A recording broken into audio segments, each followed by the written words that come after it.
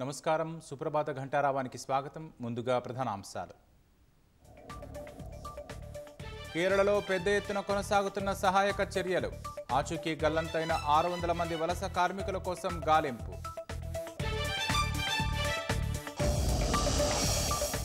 బియ్యం టెండర్లలో 1100 కోట్ల కుంభకోణం జరిగిందన్న బీఆర్ఎస్. సభా సంఘం వేసి విచారణ జరపాలని డిమాండ్.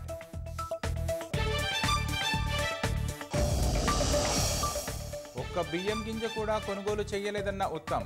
కుంభకోణం ఎలా జరుగుతుందో చెప్పాలని బీఆర్ఎస్కు సూటి ప్రశ్న.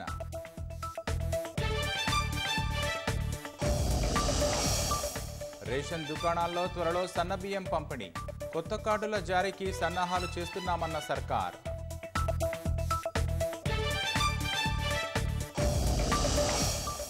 బడ్జెట్ పదుపై అసెంబ్లీలో పూర్తయిన చర్చ. ఇవాళ ద్రవ్య వినిమయ బిల్లును ఆమోదించనున్న ఉభయ సభలు.